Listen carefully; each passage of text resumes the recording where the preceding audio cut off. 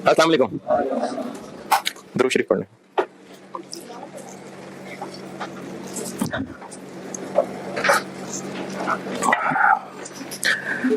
हाँ भी मुश्किल सवालों को हाथ डालें। स्प्रिंग 20, स्प्रिंग 2020 और ये स्पेशल ऑर्डर का ये आखिरी सवाल यही था, इसके बाद नहीं आया। और वही आया था जो जबरदस्ती का मैंने भी आपको स्प्रिंग 23 डिस्कस किया था। वो भी कोई खास स्पेशल ऑर्डर नहीं था, वो नहीं जो स्प्रिंग 23 का एक सवाल होमवर्क देकर डिस्कस किया था ना, जिसमें लॉस कम होता जा रहा था।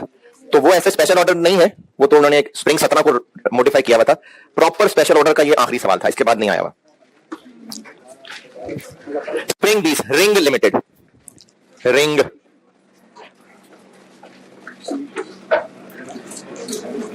सवाल बहुत बड़ा सवाल है, बस हौसले से पढ़ लें एक दफा, बाकी में अच्छा है बहुत जबरदस्त सवाल। और जब आप इस सब टॉपिक्स की रिवीजन कर रहे हो तो इसको जरूर करना, जरूर।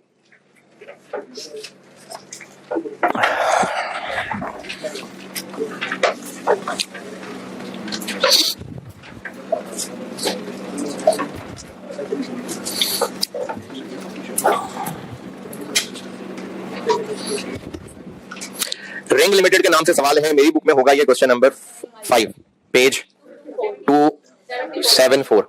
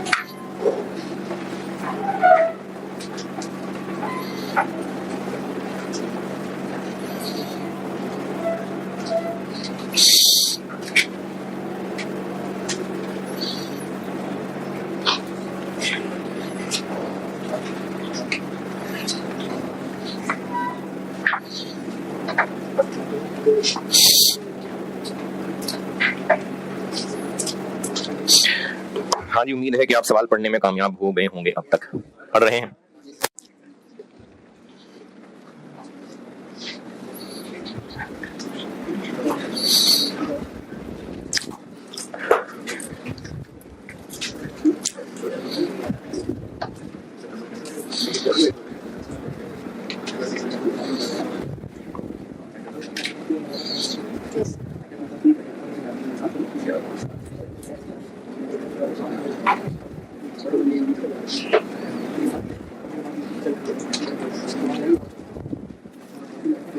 कितना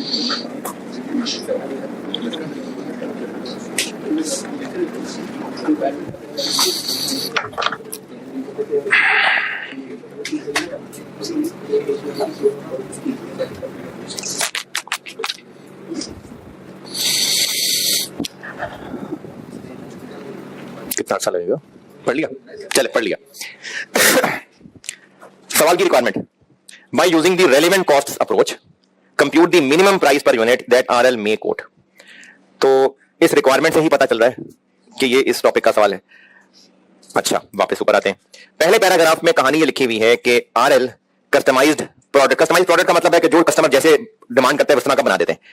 और जनवरी 2020 में आरएल एंटर्ड इनटू, यानी हो गया था agreement, an agreement with GL for manufacture and supply of 3500 units.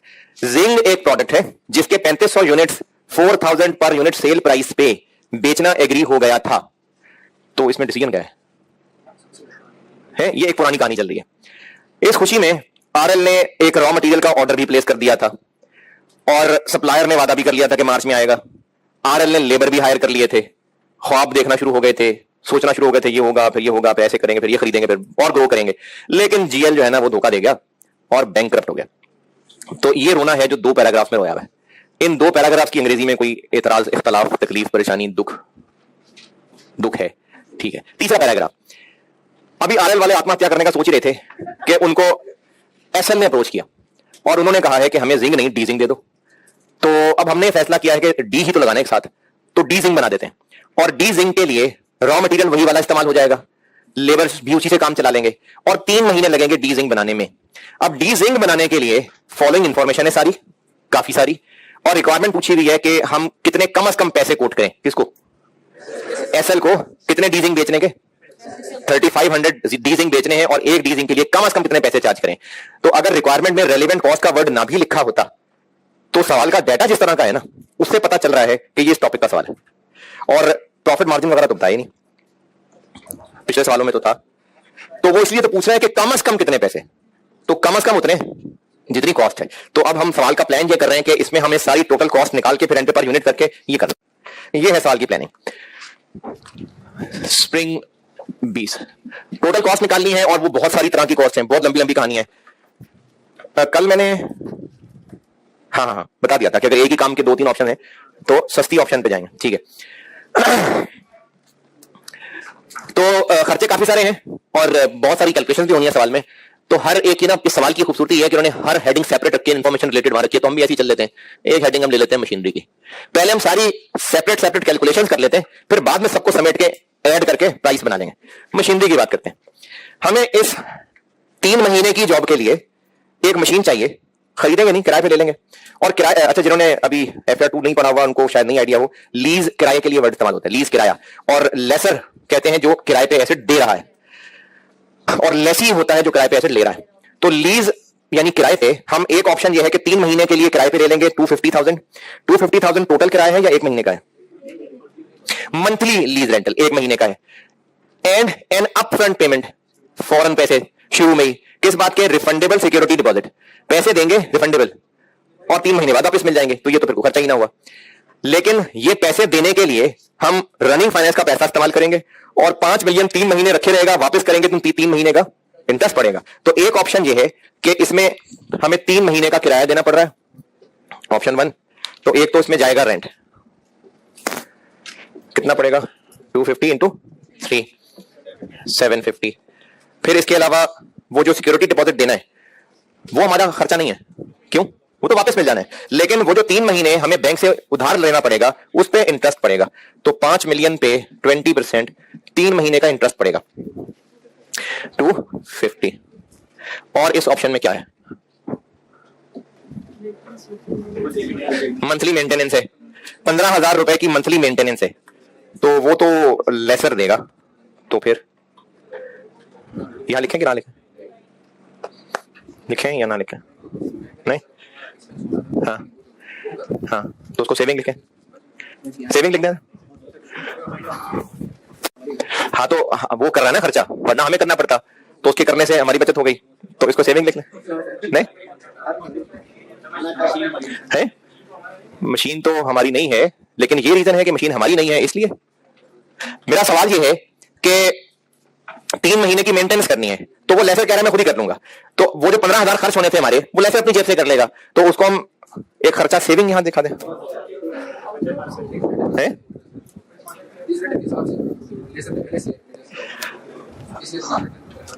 नहीं वो तो ठीक है कि उसने किराया ज्यादा रखा होगा, बिल्कुल ठीक है, शाबाश, लेकिन वो खर्चा हमें नहीं पड़ेगा, तो उसको यहां सेविंग दिखा दें। अच्छा, नहीं किसी को नहीं लग रहा कि सेविंग लग तो रहा है, थोड़ा थोड़ा दिल में तो आ रहा है?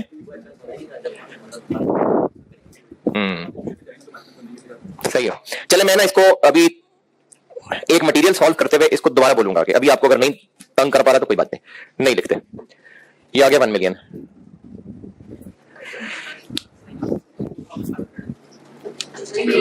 $5 मिलियन, 20%, 3/12, यही है। और दूसरी ऑप्शन क्या है?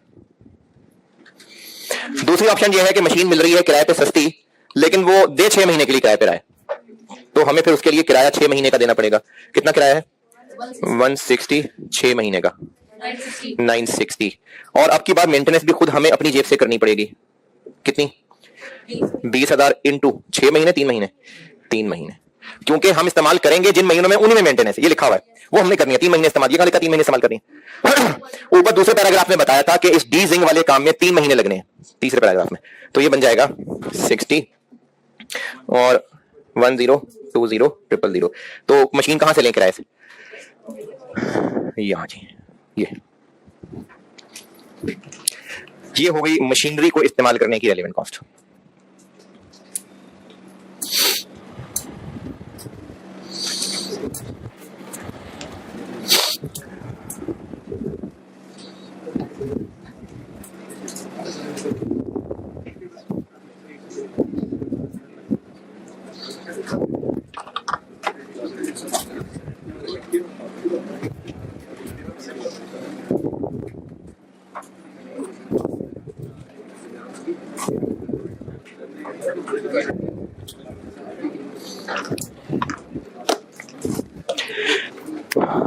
Machinery done.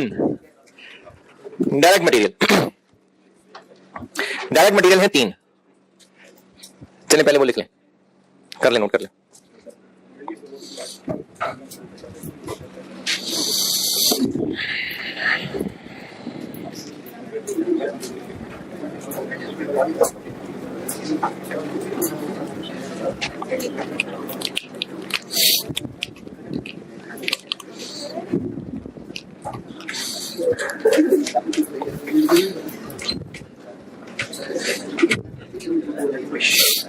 क्या हो गया यार? वो मेरे से पर्दा करता है, उधर उधर कर दो, कैमरा इधर कर दो, रेहान इधर कर दो।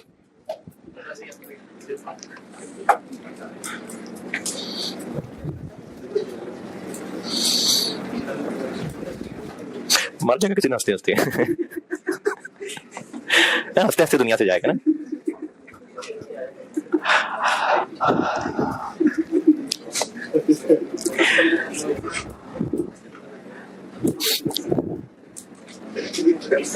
कितना ऐसा लगेगा? लिख लिया। डायरेक्ट मटेरियल, डायरेक्ट मटेरियल है 3 तरह के। एक है AA2। AA2 टोटल चाहिए कितना?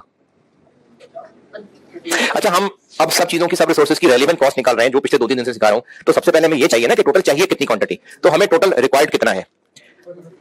15 इंटू 3500, क्योंकि पॉइंट नंबर 2 ये जो डायरेक्ट मटेरियल लिखा हुआ है, इसका सेंटेंस शुरू यहां से हो रहा है, following raw materials will be required for manufacturing of each unit. तो ये सब ईच के लिए है, तो 15 है और हमें चाहिए 3500, तो टोटल चाहिए 52500, इतने यूनिट्स हमें इसके चाहिए। तो कहां से लाएं? 50,000 तो हमने पहले के ऑर्डर किए हैं, और 50,000 तो चलो वही इस्तेमाल हो जाएंगे, और बाकी 25 और खरीदने पड़ेंगे। कितने के खरीद लें? जितने के अभी मिल रहे हैं। तो जो एडिशनल खरीदने पड़ेंगे 2500 इंटू 80 रुपए, कितने बन गए? 2 लाख। और वो जो 50,000 है उनकी रेलिवेंट कॉस्ट क्या होगी? कुछ भी नहीं। उन 50,000 की रेलिवेंट कॉस्ट कुछ भी नहीं है। 75।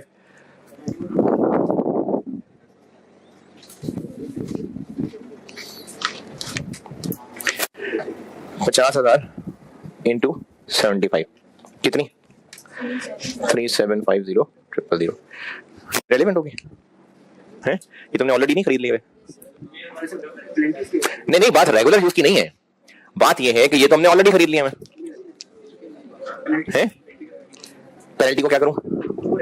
वो रेलिवेंट है, ये रेलिवेंट नहीं है। पेनल्टी लिख दूं कितनी?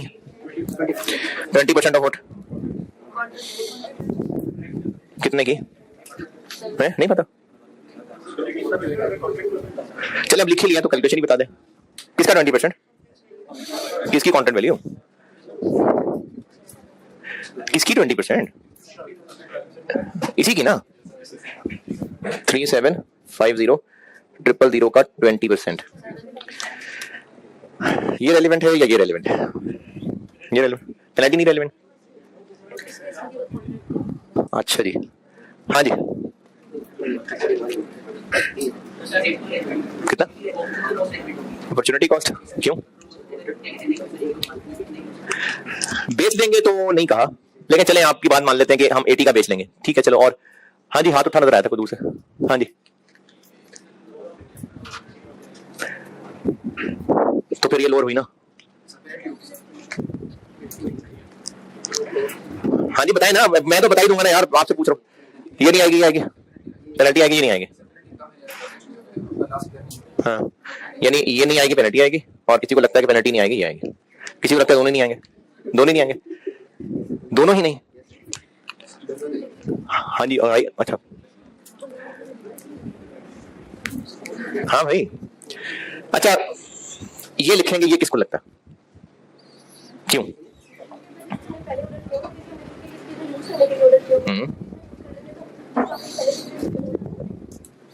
किस काम के लिए और लाने पड़ेंगे? वो तो हमने पुराने वाले के लिए खरीदे थे, वो तो गया, फिर भी आएगा। हाँ जी है। अच्छा चले मैं ये बताता हूं कि होगा क्या, फिर इस पे वजह पे गौर करना। ये होगा, आप बताएं क्यों? ये सही आंसर, लेकिन क्यों? कौन सा खर्चा बच जाएगा? हाँ, और वो 3750 आएगा, लेकिन वो तो हमने खरीद लिया ऑलरेडी। लेकिन हमने तो ऑलरेडी खरीद लिए हैं, तो फिर यहाँ पे मैं कॉस्ट क्यों लिख रहा हूँ? अपॉर्चुनिटी कॉस्ट लिखी है ये 3750। हाँ, 3750 गलत हो गया ना फिर।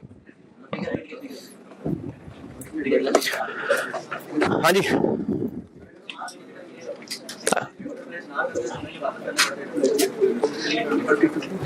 अच्छा बेसिकली नहीं पूछ रहा, वैसे मैं नॉलेज के लिए पूछ रहा हूँ। रिपीटर है पक्की बात? अच्छा, नहीं कुछ नए बच्चों में से जरा बताए।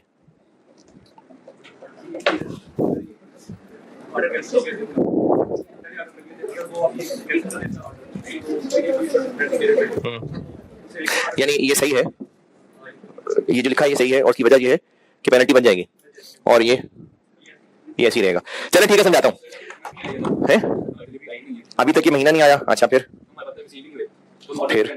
हाँ देखें, मैंने ना आपको ये एक्स्ट्रा वाली बातें जो कि इनफ्लो होगा रेलेवेंट है, आउटफ्लो होगा रेलेवेंट है। एक आउटफ्लो होना था बच जाएगा वो रेलेवेंट है, एक इनफ्लो होना था जाया हो जाएगा वो रेलेवेंट है। अब ये जो आखिरी दो बातें हैं ना कि एक इनफ्लो होना था इसकी वजह से जाया हो जाएगा, एक आउटफ्लो होना था इसकी वजह से बच जाएगा, ये सिर्फ ख्याली बातें नहीं है। यानी ऐसा नहीं है कि जैसे मैंने यहां मेंटेनेंस की बात की थी, तो उस लेसन ने कहा था कि आप ना हमारे ऑपरेटर के लिए चाय पानी भी देना, हमने कहा नहीं देने पैसे, बच गए पैसे। उसने कहा कि अपना वो 50,000 रुपये और दे दें, नहीं हमने नहीं देने, 50,000 बच गए। या क्यों ना अपनी मशीन खरीद लें, चलो रहने दो मशीन बच गई। इस तरह से नहीं है सेविंग। हमने एक खर्चा होना था, अब वो बच जाएगा, इसको सेविंग लेना है ना। ये ऐसे सोचना है आपने कि इस जॉब को डिलीट कर दें, फिर अवेलेबल डाटा से देखें कि अभी उस वक्त ये जॉब डिलीट कर दें अगर, तो वो बिजनेस क्या करता। अगर ये जॉब जिसकी हम कैलकुलेशन कर रहे हैं सवाल के डेटा में से अगर इस जॉब को डिलीट करते कि नहीं करते हम ये जॉब, तो वो बिजनेस क्या करने वाला था। अब ये जो 70,000 नहीं 50,000 यूनिट्स हैं, क्या ये खरीद चुके थे? हमने ऑर्डर दिया था और ये हम तक पहुंचे नहीं थे। अगर ये डीजिंग वाली ऑफर ना आती तो हम क्या करते? खुदकुशी के अलावा हम क्या करते? हम यकीनन ऑर्डर कैंसिल कर देते। क्यों ऑर्डर कैंसिल कर देते भाई? जब चाहिए ही नहीं तो क्यों सारे पैसे दें? जब वो ऑप्शन दे रहा है कि 20% पेनल्टी दो और ऑर्डर कैंसिल कराओ, तुम यकीनन कैंसिल कर देते। तो अगर ये जॉब ना होती तो हम पेनल्टी दे देते और ये खर्चा बचा लेते। हम यकीनन ये काम करने वाले थे, एक पेनल्टी का खर्चा पड़ने वाला था, ये ना होता खर्च और पेनल्टी खर्च हो जाती। अब इस जॉब की वजह से हम इसको आने देंगे, ये पैसा जेब से जाएगा और वो जो पेनल्टी पड़नी थी वो बच जाएगी। ठीक है, चले अब यहां दोबारा छेड़ते हैं आपको। यहां मेंटेनेंस कॉस्ट को सेविंग लेसर कह रहा है कि 15,000 मैं कर दूंगा, फिक्र ना करें, मैं अपनी जेब से कर दूंगा, तो हमारा वो खर्चा बच गया। सेविंग दिखाएगा नहीं। अगर ये डीजिंग ना हो तो फिर ये मशीन भी कोई नहीं है, फिर कौन सा 15,000 वाली जेब से जाना था जो इस जॉब की वजह से बचेगा। हां, अगर ऐसा होता, अगर कि जिससे हम ये मशीन ले रहे होते किराए पे और वो ये कहता कि इस मशीन की सफाई करने के लिए मैंने अपना बंदा भेजना है, उसको मैं 15,000 रुपए दिया करूंगा, चले जब मैं भेज ही रहा हूंगा तो आपकी बाकी मशीनें भी वही साफ कर दिया करेगा मेरे खाते, चलो वो भी मेरे खाते, आपकी बाकी मशीनें भी वो साफ कर दिया करेगा। अब उन बाकी मशीनों का खर्चा बच जाएगा इस जॉब की वजह से, वो जरूर हम लोग सेविंग लेंगे। तो कौन सा खर्चा बच जाएगा, कौन सी सेविंग है, कौन सा नुकसान होगा, किसको हमने कुर्बानी कहनी है, ये ऐसे सोच रहे हैं कि अगर ये जॉब ना होती तो क्या होता। तो अगर ये जॉब ना होती तो हमने यकीनन ये वाला ऑर्डर कैंसिल करना था। ये कैसे पता कैंसिल करना था? तो बेसिक अकल की बात है भाई, अभी पैसे दिए नहीं है, सामान हमारे काम का नहीं है, तो जब 20% देके जान छूट रही है तो यकीनन हमने यही करना था। तो हमें अगर ये डीजिंग का ऑर्डर ना मिलता तो हम ये कैंसिल करके पेनल्टी देने वाले थे। तो अब इस ऑर्डर को कंटिन्यू करने से पेनल्टी बच जाएगी, सेविंग, और ये खर्च होगा। तो ये रेलेवेंट है जी। हाँ, ये उसने नहीं कहा कि मार्केट में हम इसको बेच सकते हैं 80 का, ये नहीं कहा उसने। उसने ये कहा है कि हमने 75 रुपए का ओरिजिनल कॉन्ट्रैक्ट के तहत खरीदने का ऑर्डर दे दिया था, जबकि करंट प्राइस इतनी चल रही है। देखिए, किसी भी चीज की जो प्राइस चल रही होती है ना, जरूरी नहीं होता कि हर कोई उस पर बेच सकता है। जैसे अभी पेट्रोल का क्या रेट चल रहा है? चलो 300 रुपए, लो 300 रुपए चल रहा है। तो अगर हमने किसी से पेट्रोल खरीदने का वादा किया हुआ है, हम आम इंडिविजुअल्स, और 300 रुपए का पेट्रोल अभी रास्ते में आ रहा है और पता लगा कि पेट्रोल 310 रुपए का हो गया है, हम आम इंडिविजुअल्स, तो हम वो पेट्रोल ले आए और बेच लें? भाई हम नहीं बेच सकते ना, हर कोई हर चीज नहीं बेच सकता है। तो इस वक्त AA2 की बात यह हो रही है कि ये हमने खरीदा है कहीं से और 75 का कॉन्ट्रैक्ट किया था, अब 80 का है। इसका मतलब जरूरी थोड़ी कि हम जिसको मर्जी जाके 80 का बेच देंगे। अभी खरीदेंगे तो 80 का मिल रहा है, तो इसलिए ऐसा नहीं है कि हम इसको ले आएंगे और 80 का बेच देंगे। परचेज प्राइस 75 थी, अब परचेज प्राइस 80 चल रही है, तो हम यकीनन इसको कैंसिल करने वाले थे और पेनल्टी दे देते। तो अब इस डीजिंग की वजह से ये बच जाएगा, हम इसको आने देंगे, ये खर्चा हो जाएगा और ये खर्चा हमारा बच जाएगा। AA2 okay. दूसरा है A78।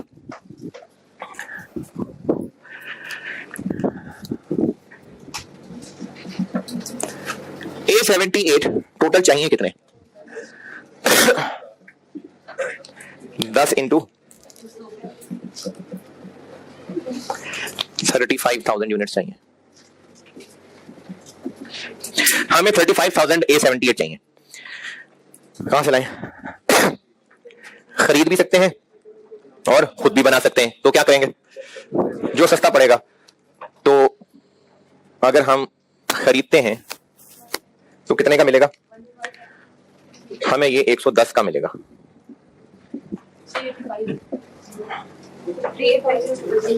अच्छा 385 ओके ओके, यही यकीन नहीं आता। बाय ऑप्शन हम इतने यूनिट्स 110 के खरीद सकते हैं या फिर खुद बना लें। अगर खुद बना लें तो इनको बनाने में हमारी होगी कोई फैक्ट्री, वहां बना लेते होंगे, तो इनको बनाने में वेरिएबल खर्चा होगा 80 और फिक्स्ड OAR भी दिया हुआ है। तो फिक्स्ड का तो कुछ भी नहीं करना, फिक्स्ड OAR तो वो तो बस जबरदस्ती बांटने के लिए OAR होता है। हाँ, अगर ये कहा होता ना कि अगर हम ये बनाएंगे तो एडिशनली 20,000 फिक्स कॉस्ट होगी, वो जरूर लेते। तो फिक्स्ड वाले का तो कुछ नहीं करना, वेरिएबल हाँ लेंगे, यानी हमें फिर ये कॉस्ट करेगा 80 रुपए। बिल्कुल ठीक है 80 रुपए। लेकिन हम बनाना चाहेंगे ना अगर 35,000, तो 35 नहीं बनेंगे, कम बनेंगे, क्योंकि 20% जाया हो जाते हैं। तो हमें फिर बनाने के लिए 35 से ज्यादा बनाने की कोशिश करनी पड़ेगी। ये बनाएंगे हम, क्योंकि जितने बनाने पे खर्चा कर रहे होंगे 20% जाया हो जाएंगे, तो हमें तो चाहिए एंड पे 35, इसलिए फिर हम कितने बना रहे होंगे और उन पे खर्चा आएगा 350, यानी ये 0 ज्यादा लगा दी मैंने, 350,000 3500 तो क्या करें, खुद बना लेते हैं। और तीसरा मटेरियल है C11।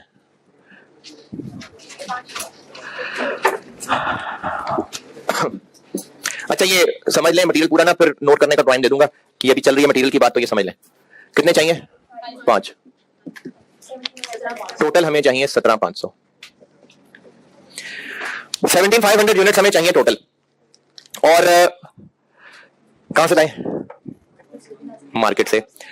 लेकिन हमारे पास कुछ और D50 पड़े में, और D50 पे 15 रुपए खर्च करके उसको C11 बना सकते हैं। तो हम या तो C11 खरीद लाएंगे या D50 से काम चला लेंगे। तो अगर हम खरीद के लाते हैं तो हमें ये कितनी कॉस्ट करेगा?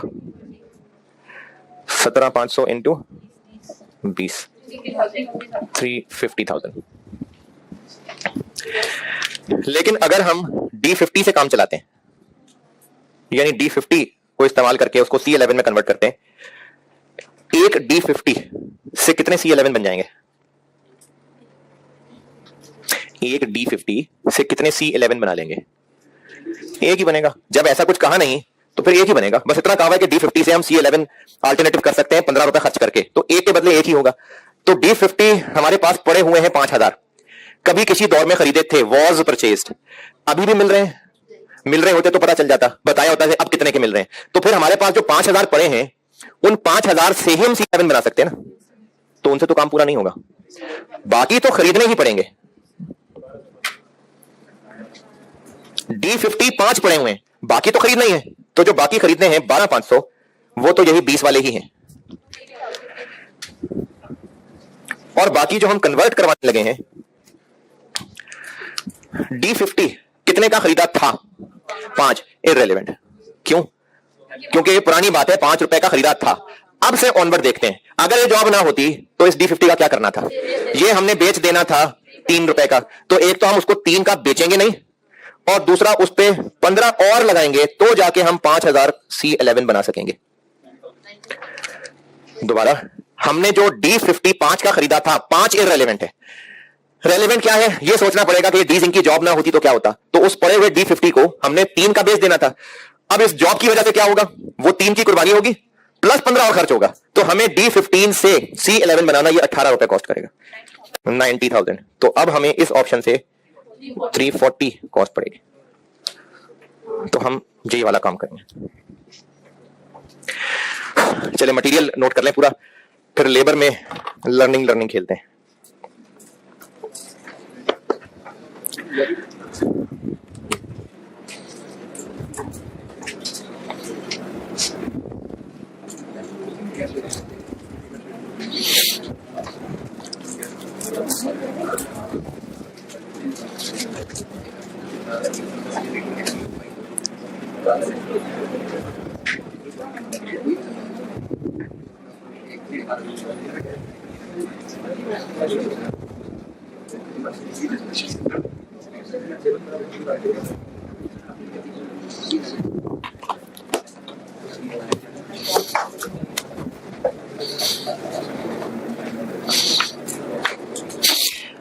अच्छा ये ना वो रिकॉर्डिंग वाले बच्चों के लिए एक पैगाम, मैंने उस दिन स्प्रिंग 17 का सवाल कराया था क्लास में।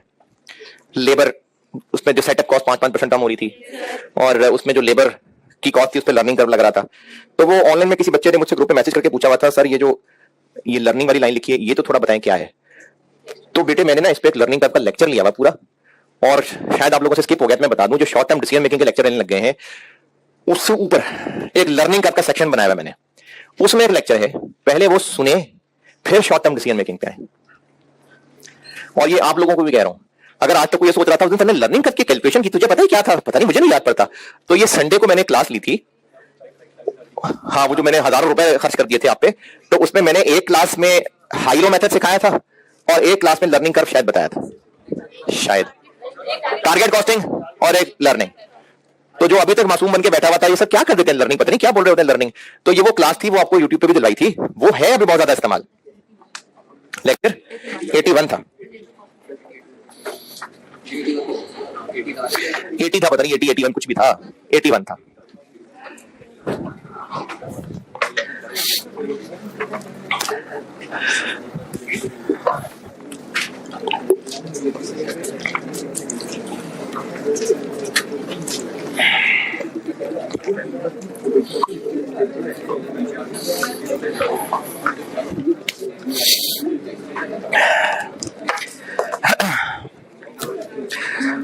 अच्छा, ये जो सारी कैलकुलेशंस कर रहे हैं, कुछ समझ भी आ रहा है बेटे?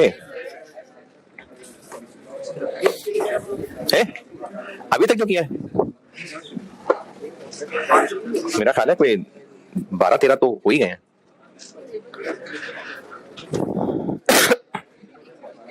मशीनरी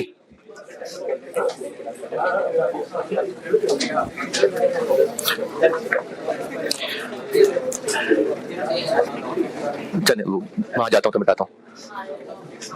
डायरेक्ट लेबर चाहिए दो तरह के, स्किल्ड हैं और सेमी स्किल्ड हैं। और अगर किसी को अनस्किल्ड भी नजर आ रहे हैं तो 3 तरह के हैं। नहीं, 2 ही हैं। तो अनस्किल्ड किधर गए? वो सेमी स्किल्ड वाले काम का एक अल्टरनेटिव बताया है। तो चाहिए हमें 2 ही तरह के लोग, एक है स्किल्ड, पहले स्किल्ड करते हैं। स्किल्ड लेबर के लिए पॉइंट नंबर 1 है और पॉइंट नंबर 2 है। Point number 1, RL had hired, ये वही वाला हैड हायर्ड है जो ऊपर दूसरे पैराग्राफ में लिखा हुआ था। दूसरा पैराग्राफ दूसरी line, RL had also hired skilled labour for production of zinc. तो ये उन्हीं की बात आगे दोबारा चल रही है। RL had hired skilled labour from a third party, किसी ठेकेदार से हमने लेबर ले ली होगी और उनके साथ 1000 पर आवर का रेट तय कर लिया हुआ है। अगर अच्छा, ये तो बात है वो जब पहले पुराना वाला जिंक का ऑर्डर आया था, हम तभी इन लोगों को हायर कर चुके थे। अच्छा, एक कहानी इसमें नहीं लिखी हुई, मैं वैसे ही एक्सटेंड कर रहा हूं कहानी, कि उन लोगों को हम हायर तो कर ही चुके थे। उनके साथ, ये मैं खुद बोल रहा हूं, उनके साथ हमने 500 आवर्स का वादा कर लिया था। उनमें 500 आवर्स के 1000 रुपए से तय हो गए थे। तो अब जब हमने उस जिंक वाले ऑर्डर को कैंसिल होते देखा, फिर सोचा कि इन लोगों का क्या करें, अपने किसी और काम में लगा लिया होगा। उस किसी और काम में लगाने के बाद भी इनके 200 घंटे फारिग बच रहे हैं। अब उन 200 घंटों को हमने यहां इस्तेमाल कराना। ये इसलिए आइडल आवर्स लिखे हुए हैं, 500 का नहीं लिखा हुआ, वो मैंने कहानी बनाई है। लिखा ये हुआ है कि इन लोगों को हम 1000 रुपए के वादे पे ले आए हुए हैं और 200 आवर्स इनके फारिग अवेलेबल हैं। और उनसे हमने कहा यह हुआ है कि इनमें अगर हम आपको काम ना दे सके तो 500 रुपए फिर भी देंगे। 500 1000 का 50%, शाबाश। हाँ जी, 1000 का 50% 500 रुपए बनता है। ये हमने उनसे तय कर लिया था कि अगर 200 घंटे काम ना भी ले सके तो 50% पैसे देंगे। चलो, तो बात की बात है, पहले तो सबसे पहले निकालना पड़ेगा कि टोटल चाहिए कितने। तो टोटल चाहिए के लिए point number 2, D zinc batches में बनेगा और 350 यूनिट्स का एक बैच हुआ करेगा। तो कितने बैचेस? 10। और पहले बैच के लिए 400 स्किल्ड लेबर के आवर्स चाहिए और लर्निंग रुक जाएगी। कब? 4 बैचेस तक लर्निंग रुक जाएगी।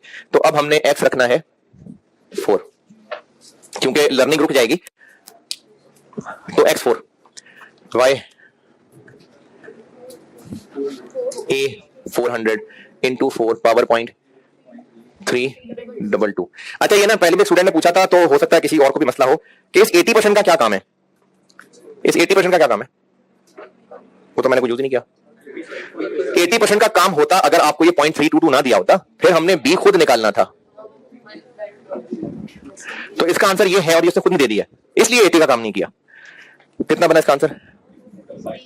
2 5 चलो 6, खैर है, मूड नहीं है पॉइंट लगाने का। 256 टोटल फॉर 4 बैचेस, 256 इंटू 4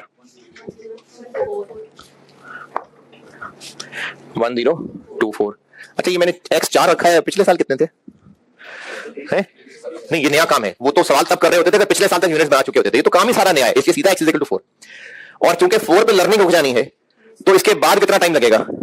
जितना 4th पे लगेगा। तो 4th का टाइम निकालने के लिए x = 3 रखना पड़ेगा। 400 into 3.322 281 और टोटल 3 बैचेस का बन गया 281 into 3 843 और इन दोनों का डिफरेंस 4th बैच का टाइम है 181। तो इस काम के लिए टोटल आवर्स रिक्वायर्ड आ गए पहले 4 बैचेस के 1024 और अगले 6 बैचेस के लिए 181 चौथे बैच का टाइम है, उसके बाद हर एक का यही टाइम होगा 1086 2110। अच्छा, ये सारी मेहनत करने के बाद ये वो चीज है जो अभी तक हम लोग स्टार्टिंग पॉइंट लेते थे, ये लर्निंग कर्व लगा के अब ये पता चला टोटल रिक्वायर्ड है कितने, इनकी अब लेते हैं रेलेवेंट कॉस्ट। ये AA2 मिटाना है,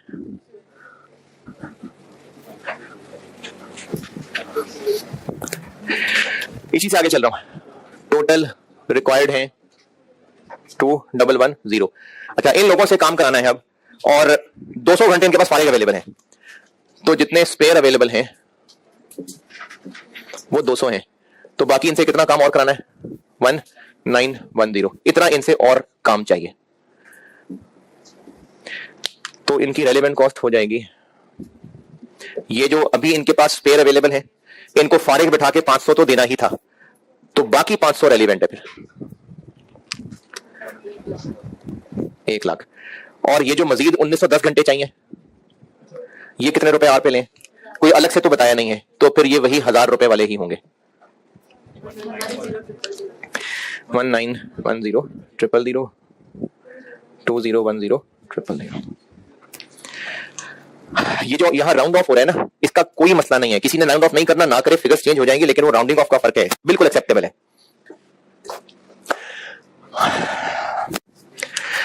ये था जी स्किल्ड लेबर, बस थोड़ा सा रहेगा सवाल।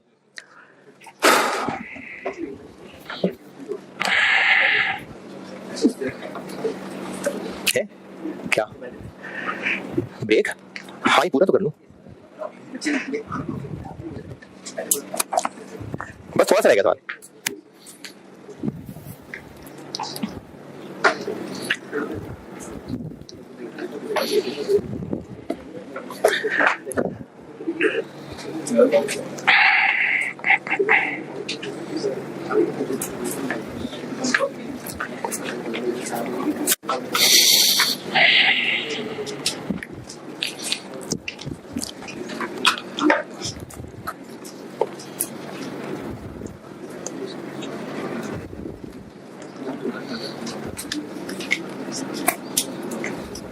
अच्छा, मुझे ना वो कुछ बच्चों ने कहा था कि हमें 5 तारीख को हॉस्टल खाली करना पड़ेगा वरना अगला किराया पड़ जाएगा, तो दें किराया। लेकिन फिर भी अगर कुछ जाना चाहते हैं तो मैं देखता हूं शायद ये सैटरडे के बाद वाले, यानी संडे ऑनवर्ड, मैं फिर वो डलवा देता हूं यूट्यूब पे। लेकिन हैविंग सेड दैट, आप ये ना हो कि सारी भाग जाएं, सबने भागना तो मुझे बताएं, ताकि मैं, क्योंकि मैंने आपको भी पढ़ाना है, जीटी वाला को भी पढ़ाना है, तो अगर तो सबने भाग जाना है तो फिर मैं एक जगह पढ़ाऊं। अच्छा, अभी तक की कोशिश के मुताबिक मंगल तक तो जाएगी बात, किसी ना किसी मंगल तक, और संडे को फिर ये सुबह सवेरे जो पहले यहां टाइम रखता हूं 7:30, संडे को सुबह 7:30, जिनको जीटी करीब पड़ता है उन्होंने जीटी आना होगा, तो वहां यहां से फारिग होकर तकरीबन 11 संडे को, यहां जिन्होंने आना है 7:30, और जीटी करीब पड़ता वहां आना चाहते हो तो 11। अच्छा, आज वो चूंकि वो जुम्मा था ना, तो मैंने इसलिए फिर F1 छोड़ते हुए देर हो गई, वरना कल वही 1:30 बजे पहुंचे, 1:30 बजे 1:35 1:40। Skilled labour done. Semi skilled, semi skilled के लिए कितनी ऑप्शंस हैं? Point number 3। अच्छा, ये कैसे पता चल रहा कि जो लर्निंग कर्व था ये स्किल्ड वालों के लिए था? मैंने तो स्किल्ड को लर्निंग कर्व बना दिया, ये कैसे पता चल रहा है कि लर्निंग कर्व सवाल में स्किल्ड के लिए था? क्या पता सेमी स्किल्ड के लिए होता? लिखा हुआ है लर्निंग वाले पॉइंट में लिखा हुआ है कि 400 घंटे पहले बैच में चाहिए होंगे स्किल्ड के, तो इसलिए स्किल्ड वाले के लिए लर्निंग था। सेमी स्किल्ड, सेमी स्किल्ड हमारे पास लोग अवेलेबल हैं, और टोटल आवर्स चाहिए कितने हमें टोटल आवर्स चाहिए 1.5 इंटू 3500 5 to 5, ये हमें इतने टोटल इनसे काम लेना है। वो जितने घंटे नॉर्मल वेज रेट पे काम करना चाहते हैं ना, वो तो बस 4000 ही है। उससे ज्यादा देर अगर उनसे काम करवाना है तो उसके वो ज्यादा पैसे लेंगे।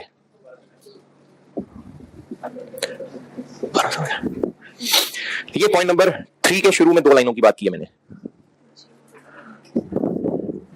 हाँ जी, तो अब अगर हम इन लोगों से काम लेते हैं तो उसकी हमें कॉस्ट पड़ेगी, जो नॉर्मल वाले आवर्स हैं उन पे 4000 घंटे इंटू 600 रुपए 240। अच्छा, और ओवर टाइम के घंटे 1250 50% हायर रेट पे। किससे 50% हायर? 600 से, यानी 900। 11250000। तो इन लोगों से काम लेना हमें कॉस्ट करेगा 3525000। जो हमारे पास सेमी स्किल्ड लोग अवेलेबल हैं उनसे काम लेना हमें इतना कॉस्ट करेगा।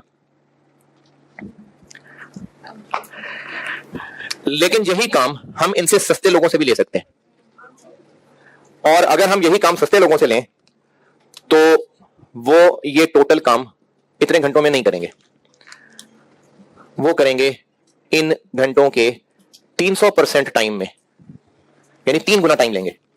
कितना? 15। सस्ते तो हैं लेकिन टाइम इतना ले जाएंगे, और इतना टाइम ले गए तो इनकी कॉस्ट होगी 15750 इंटू 200 रुपए 3150000।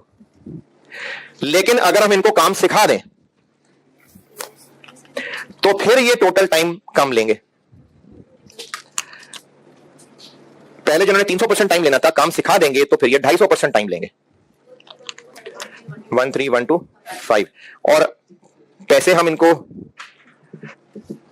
तो देंगे 13125 इंटू 200, लेकिन साथ इनको काम सिखाने पे भी हमारा खर्चा होगा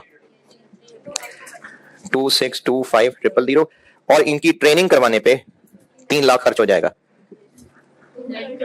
2925000। तो हम या तो अपने सेमी स्किल्ड लोगों से काम ले लें तो इतना खर्चा होगा, या फिर अनस्किल्ड लोगों से काम ले लें तो इतना खर्चा होगा, या फिर उनको काम सिखा के उनसे काम ले लें तो इतना खर्चा होगा। ये पॉइंट नंबर 3 की सारी अंग्रेजी मैंने सॉल्व की है। ये सारी अंग्रेजी पढ़ लें और देख लें कि यही मतलब समझ आ रहा है या नहीं।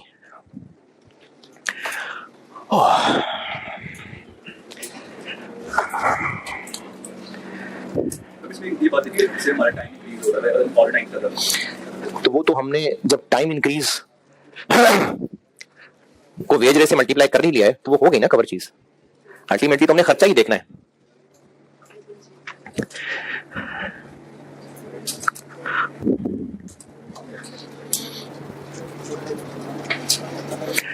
पॉइंट 3 जी। अच्छा, इसमें ना ये 900 रुपए के बारे में एक बात लिखी हुई है कि सेमी स्किल्ड लोगों से अगर हम ओवर टाइम काम कराना चाहते हैं तो 50% ज्यादा पैसे देने पड़ेंगे, लेकिन वो ओवर टाइम काम कर सकते हैं मैक्सिमम 1500 घंटे तक। तो इस 1500 का कहां क्या इस्तेमाल किया? जरूरत नहीं पड़ी, क्योंकि हम 1250 ही घंटे ओवर टाइम ले रहे हैं। अगर ये 1600 आ जाता तो फिर सवाल वाला उसका कोई और हल भी बताता, क्योंकि उसने 1500 से ज्यादा बढ़वाने नहीं थे, इसलिए एम बस 1500 लिखा हुआ। अगर इससे कम लिखे होते ना तो फिर कोई और हल बताता। तो उसमें इसके अंदर ही रखे हुए, इसलिए बस उसने वैसे ही 15 कह दिया, तो उसका कुछ भी नहीं किया। Semi skilled labour. लास्ट चीज, वेरिएबल ओवरहेड, उसका OAR दिया हुआ है और ये तो ब्रैकेट में भी चल जाएगा। तो फाइनल आंसर बनाता हूं।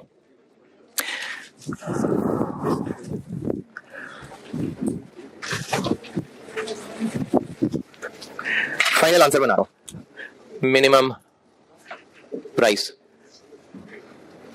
Machinery 1 million, material AA2 35 lakh, 32 नहीं था, 3200 था ना, A78, C11, लेबर स्किल्ड, ये दद्धा मिटा दिया मैंने, 20100000, सेमी स्किल्ड 2925, और वेरिएबल 120 पर। तो स्किल्ड लेबर के कितने आवर्स? 2110। ये 263 253 200 बस 13 वेरिएबल का 125 रेट है। मुझे नहीं पता, मैं तो सुनी सुनाई बात 125 है जी 263 750 23 इसके आगे लिखो। हाँ, मतलब 13 13 23 33 43 87 8750 ये रिक्वायर्ड है। वर्डिंग पढ़े प्राइस पर यूनिट रिक्वायर्ड है, यहां करके छोड़ देंगे तो शायद उसका आधा नंबर होगा वो जाया हो जाएगा। प्राइस पर यूनिट पूछी हुई है तो इसको 35 से डिवाइड भी करना पड़ेगा 3500 से।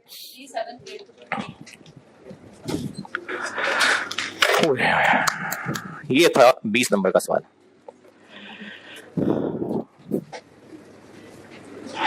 चलो जी सांस लेने लंबे लंबे, ठीक है।